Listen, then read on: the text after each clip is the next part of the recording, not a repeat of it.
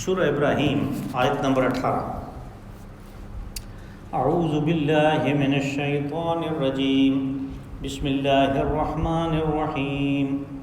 مثل الذین کفروا بربهم اعمالهم كرماد اشتدت به الريح في يوم عاصف لا يقدرون مما كسبوا على شيء ذلك هو الضلال البعيد۔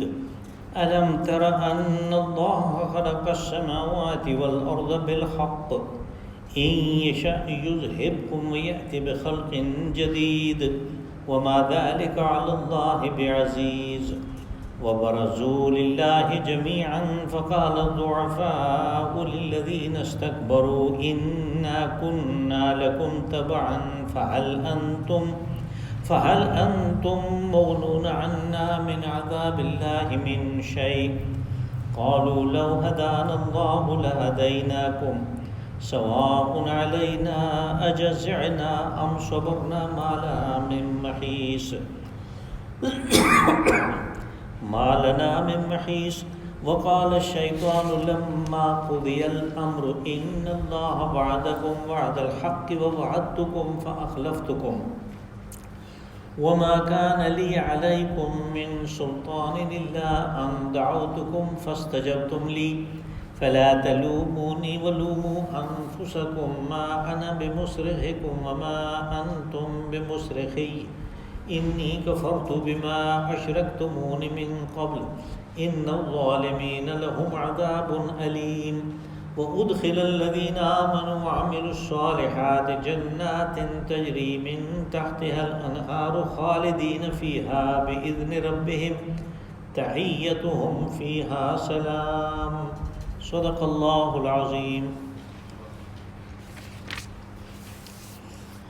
مثل الذین کفروا بربهم اعمالهم کرماد، ان لوگوں کے اعمال کی مثال جنہوں نے اپنے رب سے کفر کیا کہ جیسے راکھ کا ڈھیر ہو، اشتدت بہ الریح فی یوم عاصف، جس کو اڑا کر لے گئی ہو آندھی والے دن زبردست قسم کی طوفان، لا یقدرون مما کسبوا علی شیء، اب اس قسم کی بے بنیاد جگہ پہ اگر کسی نے کوئی امید لگا رکھی تھی تو وہاں تو کچھ بھی نہیں رہا۔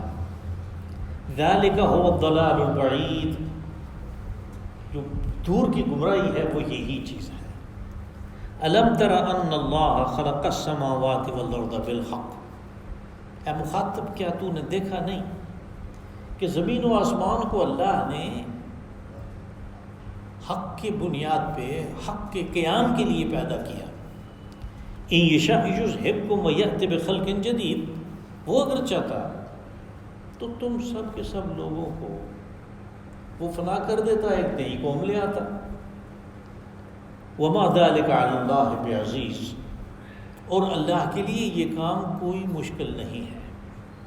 وبرزوا للہ جمیعا فقال الضعفاء للذین استکبروا انا کنا لکم تبعا، اور جب سب کے سب بے نقاب ہو کے اللہ کے حضور پیش ہوں گے حساب کے لیے، تو ان میں سے جو دبا کے رکھے گئے، جو کمزور لوگ ہیں، وہ ان سے کہیں گے کہ جو اپنے آپ کو لیڈر پیشوا مانتے تھے، منواتے تھے، کہ ہم تو تمہاری بات مان کے چلتے تھے، فَهَلْ أَنْتُمْ مُغْنُونَ عَنَّا مِنْ عَذَابِ اللَّهِ مِنْ شَيْءٍ، اب جو اللہ کی طرف سے یہ عذاب ہے جو سزا دی جا رہی ہے، اس میں سے کچھ تم کمی کروانے کی بھی طاقت رکھتے ہو؟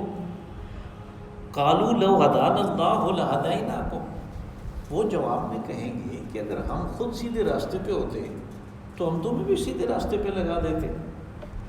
سواء علینا اجزعنا ام صبرنا ما لنا من محیص، اب آپ کے اور ہمارے لیے یہ بالکل برابر ہے، ہمیں جو سزا دی گئی اس کے اوپر ہم پڑے رہیں وہاں پہ، یا جزا فضا کریں، یعنی شور و غوا کریں، استغاثہ کریں، شکایت کریں، یا آرام سے پڑے رہیں، دونوں برابر ہیں، یہاں سے نکلنے کا کوئی راستہ نہیں ہے۔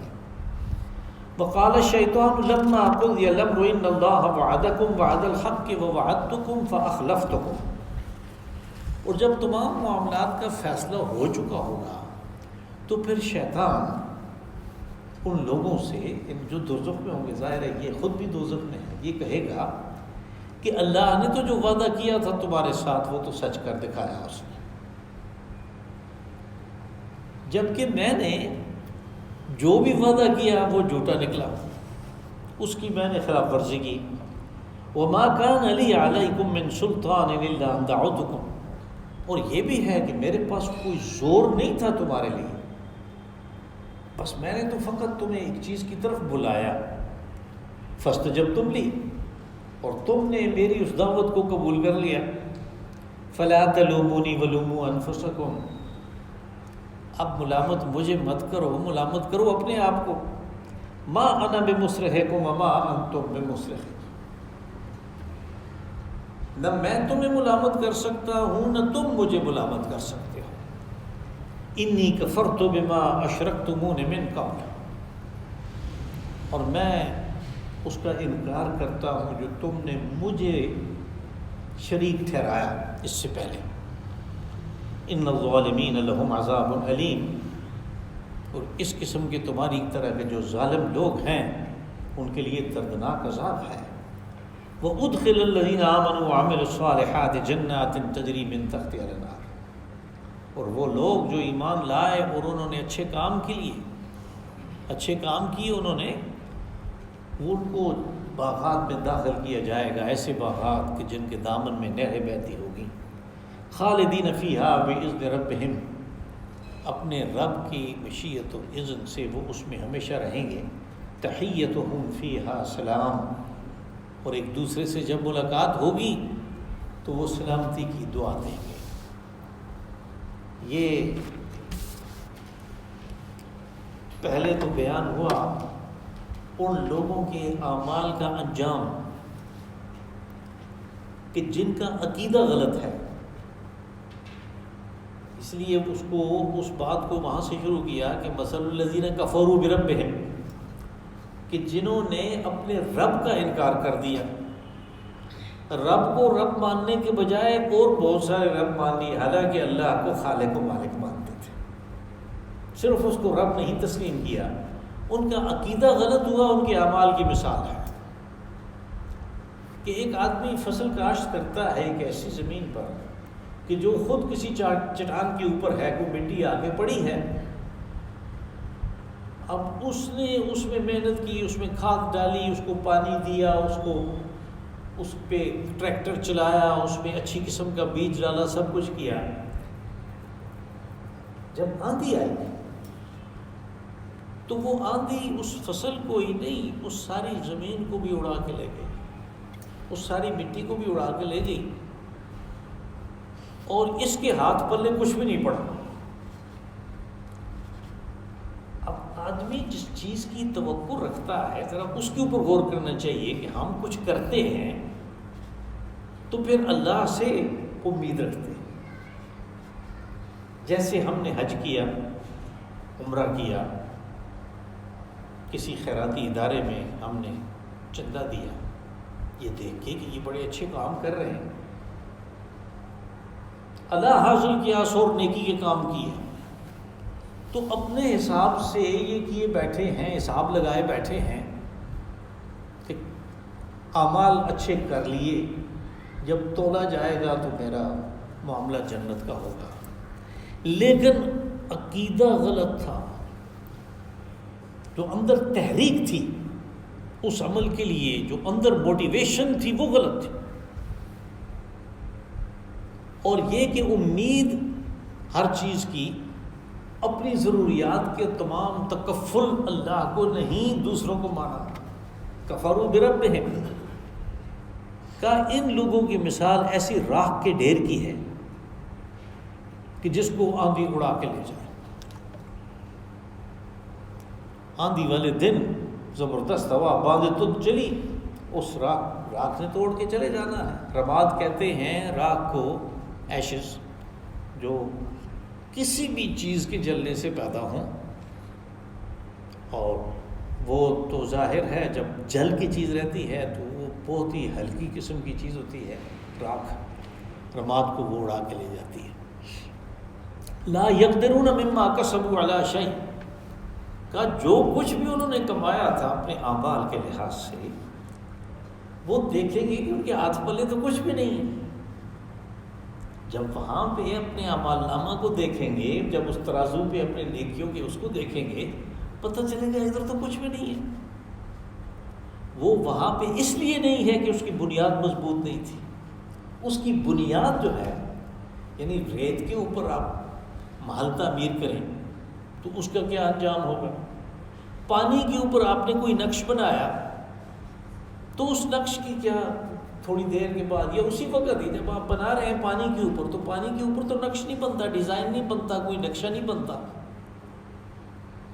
جس طرح پانی جو ہے وہ نقش کے لیے بنیاد نہیں ہے، اور جس طرح ریت جو ہے وہ کسی عمارت کی، کسی بڑی بھاری عمارت کی، ملٹی سٹوری کی بنیاد نہیں بن سکتی، اس کے لیے مضبوط چٹان چاہیے جہاں پہ اس کو کھڑا کرنا ہے۔ بالکل اسی طرح ہمارے اعمال کی بنیاد بھی مضبوط جب ہوگی کہ جب اس کے پیچھے درست عقیدہ ہوگا، اس کے اوپر کھڑے ہوں گے اعمال۔ تو اس آیت مبارکہ میں اصل میں شرک کے جو مختلف نقصانات ہیں ان میں سے ایک نقصان یہ بھی ہے کہ آدمی اچھا کام کرتا ہے، قربانی دیتا ہے، لیکن بنیاد مضبوط نہ ہونے کی وجہ سے اس کا فائدہ نہیں ہوتا۔ لا یقدرون مما کسبوا علی شیء، جو کچھ کما رکھا گا تو اس میں سے کچھ بھی اس کے ہاتھ پلے نہیں پڑا۔ ذالک هو الضلال البعید، کہا یہ جس کو قرآن پاک کہتا ہے بڑی گمراہی، وہ اصل میں یہ دور کی گمراہی، وہ اصل میں یہ ہے کہ جب اپنے آپ کو بڑا درست سمجھتا رہا، بڑے اچھے اپنے لحاظ سے اعمال بھی کیے، قربانیاں بھی دیں، دیگیں بھی پکائیں، لیکن بنیاد مضبوط نہیں تھی، اس لیے کہ دیگیں اس حرام مال سے پکائیں، چندے جو دیے حرام سے دیے، سود کے کاروبار کر کے، چوری کے کاروبار کر کے، ڈاکے ڈال کے، لوگوں کے حقوق تلف کر کے، اور لوگوں کو چھوڑیں اپنی بہنوں کے اور اپنی پھوپھیوں کے اور اپنے بیٹیوں کے حقوق تلف کر کے جو کام نیکی کے کیے، ان کاموں کی بنیاد مضبوط نہیں ہے، وہ نقش بر آب ہے، وہ ریت کے اوپر محل تعمیر کیا ہوا ہے۔ یہ اصل گمراہی ہے کہ آدمی اپنے آپ کو بڑا نیکوکار سمجھتا رہے اور ہاتھ پلے کچھ بھی نہ پڑے۔ الم تر ان اللہ خلق السماوات والارض، یہ اس کی وجہ بیان ہوئی کہ ایسا قانون اللہ نے کیوں بنا رکھا ہے۔ کہا اس نے زمین و آسمان کو، اے مخاطب تو دیکھ، حق کے ساتھ پیدا کیا۔ حق یہ ہے کہ اس نے اس میں جو بنیاد ہے ہر چیز کی اس کو مضبوط کرنے کا کہا، یہ قانون بنایا کہ جو بھی اعمال ہیں ان کی آپ بنیاد مضبوط رکھو، جو بھی کام کر رہے ہو اس کی بنیاد مضبوط ہونی چاہیے، جس کے اوپر وہ چیز کھڑی ہوگی، وہ عمارت کھڑی ہوگی، تاکہ تمہیں فائدہ ہو سکے، تم اس کو استعمال کر سکو، یہ حق ہے۔ کہا کہ اگر وہ چاہتا، یعنی یہاں پہ ایک سوال یہ پیدا ہوتا ہے کہ اللہ کو یہ چیز اتنی ناپسند ہے کہ لوگ قربانیاں دے رہے ہیں، ان کی قربانیاں ضائع ہو رہی ہیں، تو وہ ایسے کیوں نہیں کرتا کہ ایسے لوگوں کو ختم کر دے؟ کیا اس کی طاقت نہیں ہے؟ وہ کہتا ہے میں ایسے کر سکتا ہوں، لیکن یہاں پہ مہلت دینا اور اس مہلت کے بعد گرفت میں لینا، یہ قانون بنایا ہے۔ اگر میں چاہتا ان یشاء یذہبکم ایھا الناس، ان یشاء یذہبکم یأتی بخلق جدید، کہ اگر میں چاہتا تو میں اس قسم کی قوم کو ختم کر دیتا۔ یعنی یہ قریش مکہ کو کہا جا رہا ہے کہ تم سب کو ختم کرنا کوئی اتنا مسئلہ نہیں ہے، تمہارے ان نظریات کو باطل قرار دینا، پوری دنیا سے باطل تسلیم کروانا، یہ کوئی اتنا مسئلہ نہیں ہے، لیکن یہ ہے کہ تمہیں مہلت دی جا رہی ہے کہ تمہارے پاس توحید کے دلائل آ رہے ہیں، اللہ کے رسول صلی اللہ علیہ وسلم اس چیز کو بیان کر رہے ہیں، اور تمہیں مہلت دی جا رہی ہے اس قسم کے بڑے گناہ کے باوجود اس مولد سے فائدہ اٹھاؤ اور اپنے آپ کو درست سمت میں لے آؤ، ورنہ وہ دن آ کے رہے گا۔ وَمَا ذَلِكَ عَلَى اللَّهِ بِعَزِيزٍ، اگر اب نہیں ہو رہا مولد کی وجہ سے تو یہ مت سمجھو کہ تم اسی طرح پڑے رہو گے، نہیں، یہ اللہ کے لیے مشکل نہیں ہے۔ جب مولد ختم ہوگی تو وہ یہ کام کرے گا، اور پھر اس آیت کے عین مطابق جب وہ مولد ختم ہو گئی جو اللہ کے قانون میں تھی اور وہ پیمانہ بھر گیا، تو پھر ان کے ساتھ کیا ہوا؟ یعنی ان کا جو دین شرک تھا اس کا نام و نشان مٹ گیا، اور رسول اللہ صلی اللہ علیہ وسلم نے فرمایا لا یعبد الا اللہ، یہاں پہ اللہ کے علاوہ کسی کی عبادت نہیں ہوگی۔ وَبَرَزُوا لِلَّهِ جَمِيعًا فَقَالَ الضُّعَفَاءُ لِلَّذِينَ اسْتَكْبَرُوا إِنَّا كُنَّا لَكُمْ تَبَعًا، کہا ایک دن ایسا آنے والا ہے کہ سب کے سب بے نقاب ہو کے اللہ کے حضور پیش ہوں گے۔ ویسے تو برزہ استعمال ہوتا ہے، یعنی کوئی آدمی دیوار کے پیچھے ہے تو وہ اچانک سامنے آ جاتا ہے، تو برز الرجل، پردے کے پیچھے ہے وہ سامنے آ گیا تو برز الرجل۔ لیکن اس برز میں اور سامنے آنے جو ہے اس میں یہ فرق ہے کہ وہاں پہ بے نقاب، میں اس کا ترجمہ اس لیے کرتا ہوں کہ اس میں یہ چیز بھی شامل ہے کہ اس کے سارے اعمال جو ہیں وہ بھی سب کے سامنے آ گئے۔ اللہ کے سامنے تو پہلے بھی ہیں، وہ تو اللہ کے حضور بالکل ایسے آ کے پیش ہوئے کہ سارے کے سارے اعمال ان کے اور ان کی بنیاد کیا ہے وہ سارے سامنے ہیں۔ کہ جس وقت یہ ضعفاء لوگوں کی دنیا میں دو قسمیں ہیں، ایک ہے ضعفاء، ہم جو لفظ استعمال کرتے ہیں ضعیف، کمزور، قرآن پاک ان لوگوں کے لیے استعمال کرتا ہے کہ جو رعایا ہیں، جو مقتدی ہیں، جو ووٹر ہیں، اور دوسرے جو ہے استکبروا، جو بڑے بن کے رہے، یعنی جو ممبر ہیں، جو ووٹ لیتے ہیں، جو حکمران ہیں، اقتدار میں ہیں، اور جو امام اور پیشوا ہیں، جنہوں نے اپنے آپ کو مذہبی پیشوائیت کا لبادہ اڑایا ہوا ہے۔ تو یہ جو لوگ ہیں، رعایا جو ہے وہ ان کو کہے گی کہ وہاں تو بھی ہماری ساری سفارشیں کرتے تھے، ہمارا جو بھی کام ہوتا تھا تمہارے پاس ہم آتے تھے، تو اب اللہ کی طرف سے ہمیں سزا دی جا رہی ہے تو ہم نے تو صرف تمہاری بات مانی ہے، زندگی گزار دی تمہاری اتباع میں۔ طبعاً یہ جو لفظ ہے یہ اتباع کے لیے ہے، کہا کہ ہم نے تو تمہاری بات مانی تو اب تم ایسے کرو نا کہ ہمیں جو سزا دی جا رہی ہے اس میں کچھ تخفیف کروا دو۔ تو یہ وہ کمزور لوگ، وہ رعایا لوگ، وہ مقتدی، وہ کہیں گے، درخواست کریں گے اپنے ان سے جن کی بات سنتے تھے۔ ظاہر ہے یہاں پہ یہی قانون چلتا ہے، اس دنیا میں تو یہی ہے کہ ہم جو ووٹر قسم کے لوگ ہیں جب پرچی ڈال چکتے ہیں تو اس کے بعد ہر کام کے لیے اس ممبر کے پیچھے جانا پڑتا ہے۔ تو اسی نظریے کے تحت وہ اس کو کہیں گے کہ اب ہمارا یہ کام پڑ گیا ہے کہ ہمیں سزا دی جا رہی ہے، ہمیں عذاب میں دھکیلا جا رہا ہے، تم اس میں کچھ تخفیف کرو۔ فَهَلْ أَنْتُمْ مُغْنُونَ عَنَّا مِنْ عَذَابِ اللَّهِ مِنْ شَيْءٍ، کہ تم کچھ اللہ کی جو سزا ہے، جو اس کا مقرر کردہ عذاب ہے ہمارے لیے، اس میں سے کچھ تھوڑا کم کروا سکتے ہو؟ قَالُوا لَوْ هَدَانَا اللَّهُ لَهَدَيْنَاكُمْ، کہیں گے کہ اگر ہم سیدھے راستے پہ ہوتے تو پھر تمہیں بھی ہم سیدھے راستے پہ چلاتے، ہم نے تمہیں اسی راستے پہ چلایا جس پہ ہم چل رہے تھے، اور ہم نہ بھی چلائیں تو تم نے ہمارا ہی اتباع کیا۔ جیسے یہاں پہ اصول یہی ہے کہ آدمی انہی لوگوں کو دیکھ کے وہ بننے کی کوشش کرتا ہے۔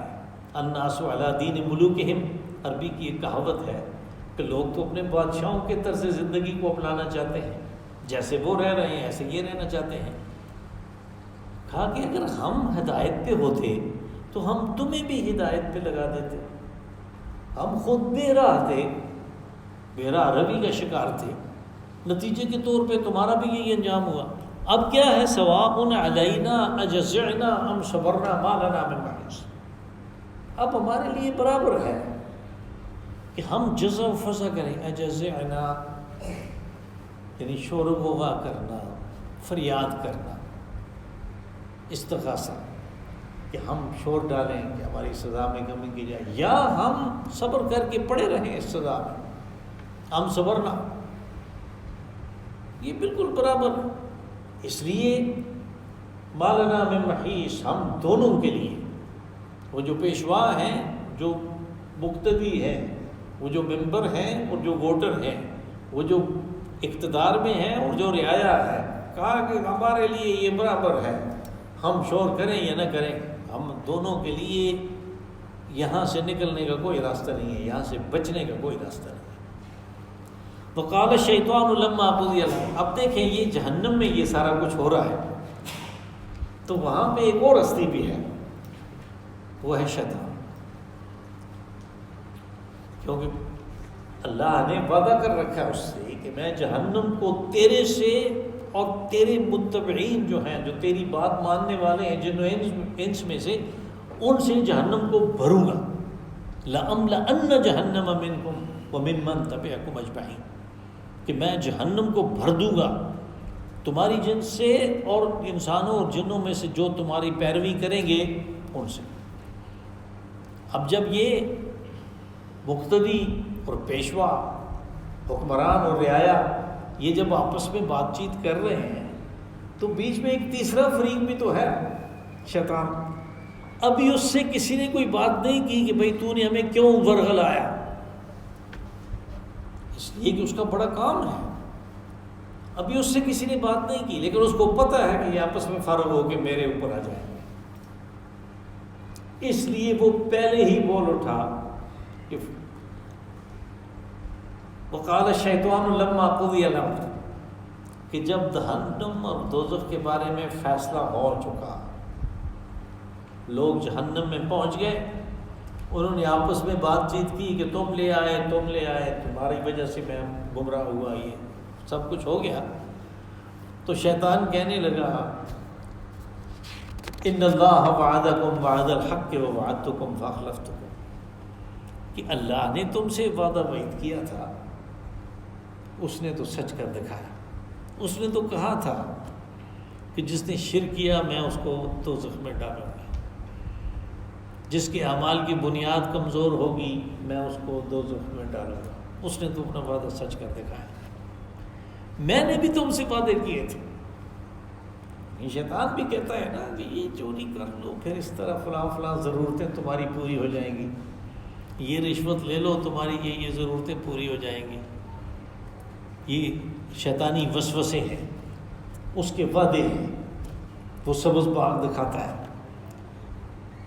تو کہا میں نے بھی تم سے وعدہ کیا تھا، فاخلفتکم، وہ وعدہ میں نے کوئی بھی وعدہ پورا نہیں کیا، استطاعت ہی نہیں، طاقت ہی نہیں، وہ کسی کو کچھ دے ہی نہیں سکتا۔ وما کان لی علیکم من سلطان الا ان دعوتکم، کہا مجھے کچھ نہیں کہنا، اس لیے کہ میرا تمہارے اوپر کوئی زور تھا ہی نہیں۔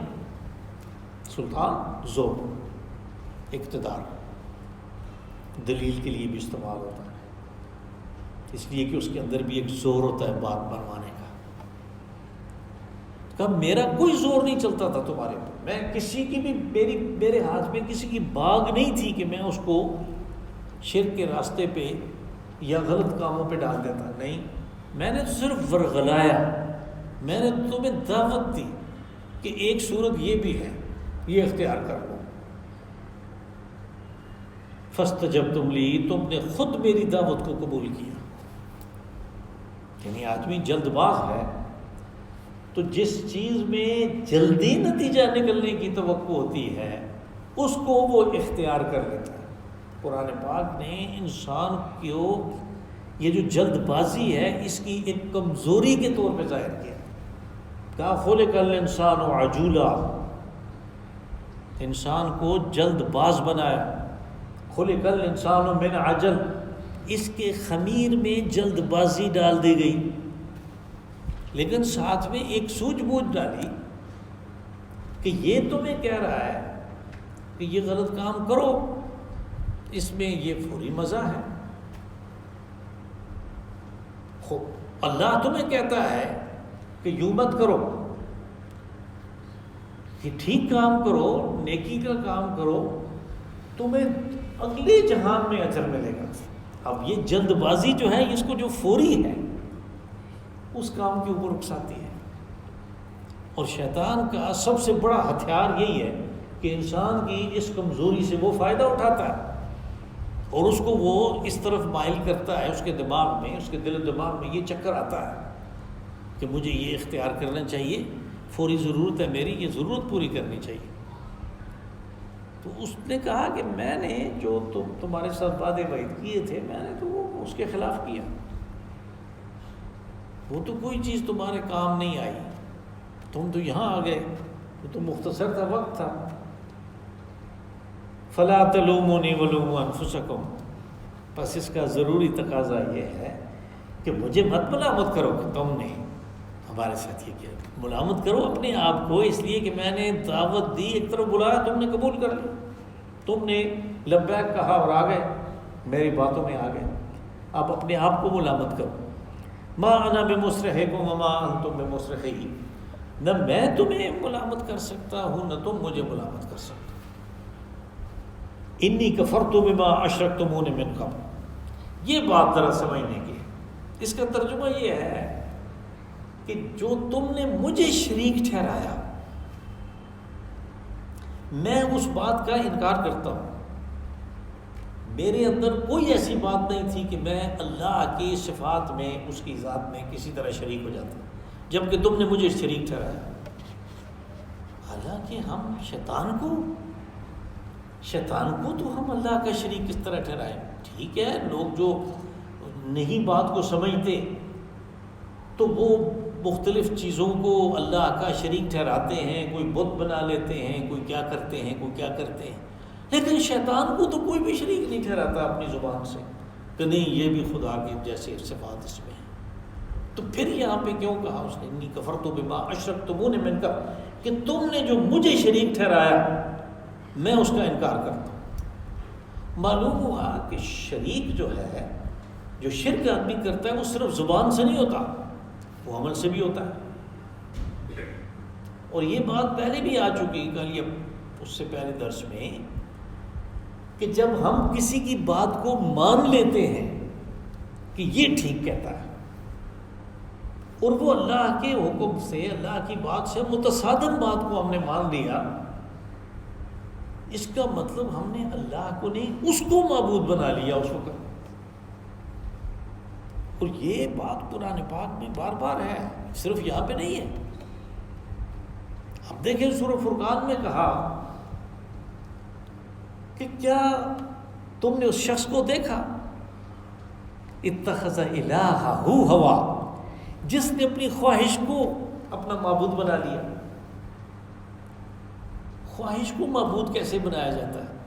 خواہش کو معبود ایسے بنایا جاتا ہے کہ مثلا میرے دل میں خواہش پیدا ہوئی کہ یہ مکان چھوٹا ہے، مجھے فلاں کی طرح بڑا مکان چاہیے۔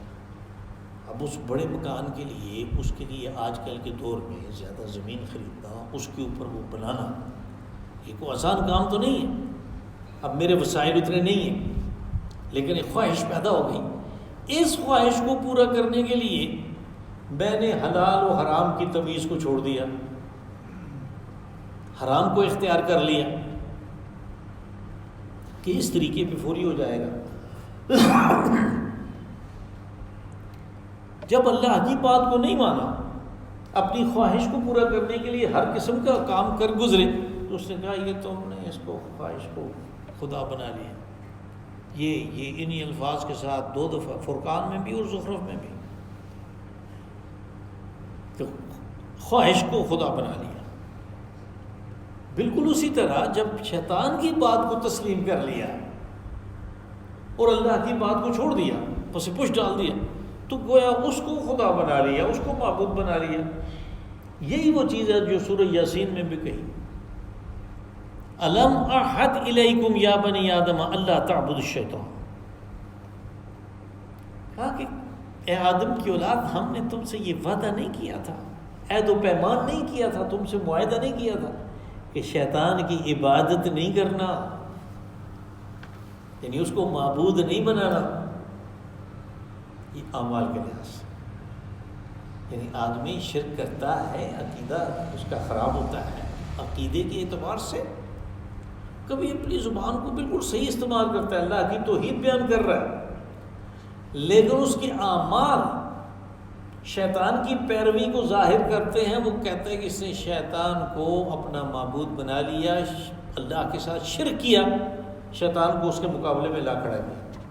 اب شیطان دوزخ میں ان سے کہہ رہا ہے کہ تم نے جو مجھے شریک ٹھہرایا اللہ کا، یعنی اس کی بات کو چھوڑ کے میری بات کو مانا، مجھے شریک ٹھہرایا، میں شریک نہیں ہوں، میں اس بات کا انکار کرتا ہوں، انی کفرت بما اشرکتمون من قبل ان الظالمین لہم عذاب علیم۔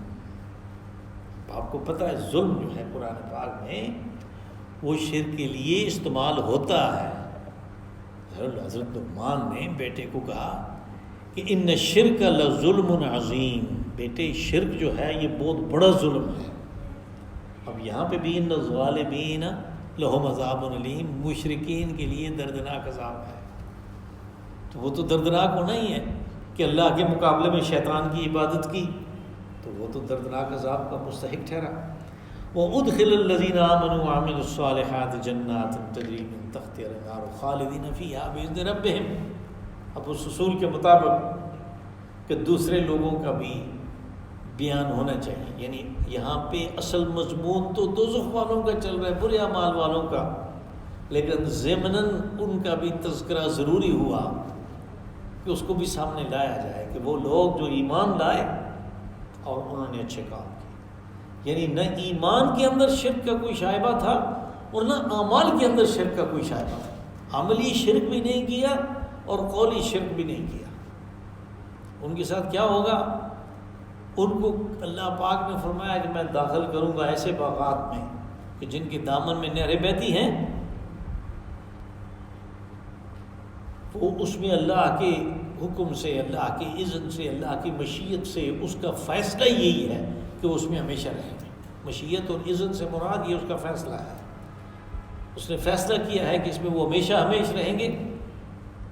تحیتہم فیہا سلام، یہاں پہ یہ بات کہی، تحیہ کہتے ہیں جب ہم آمنے سامنے آتے ہیں کسی دوسرے مسلمان کے تو اس کو کہتے ہیں السلام علیکم، یہ تحیہ ہے۔ لغت میں اس کا مفہوم ہوتا ہے درازی عمر کی دعا دینا، یعنی حیات سے نکلا ہے تحیہ۔ تو وہ پھر اصطلاحاً یہ استعمال ہونے لگا اس ملاقات کے وقت جو ابتدا میں آدمی بات کرتا ہے اس کے لیے، علیک سلیک، جس کو ہم اپنی زبان میں اردو میں علیک سلیک کہتے ہیں۔ کہا وہاں پہ جو علیک سلیک ہے ایک دوسرے کو ملنے کی، وہ کیا ہے کہ وہ سلامتی کی دعا دے رہے ہوں گے، ایک دوسرے کو سلامتی کی مبارکباد دے رہے ہوں گے۔ تحیتہم فیہا سلام۔ صدق اللہ العظیم۔ اللہم صلی وسلم وبارک وانعم علی عبدک ورسولک ونبیک محمد صاحب المقام المحمود والحوض المورود وعلی